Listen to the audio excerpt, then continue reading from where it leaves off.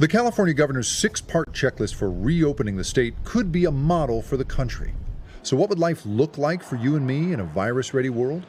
Well, the first step may be the most challenging: testing huge numbers of people all the time to see both who has the virus now and who's already had it and may be immune. The goal at the end of this month is to get to 25,000 tests and then to grow exponentially from there into May and June. But even assuming you have not tested positive, it's hard to imagine going shopping or out to eat with these things on.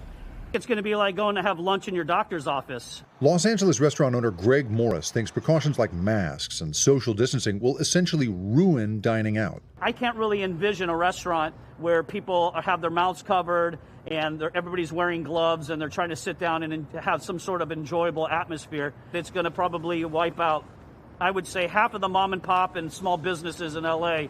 To be ready for a virus resurgence, hospitals would need extra beds and equipment.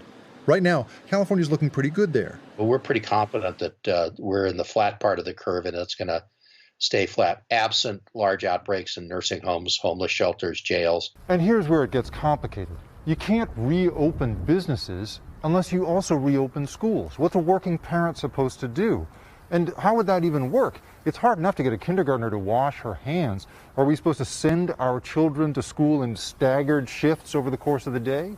To monitor the spread of the virus, California says it's considering technology from Apple and Google, all voluntary and anonymous, that traces possible infections through our phones. Let's say I go running in my neighborhood and I pass a couple of people pretty closely.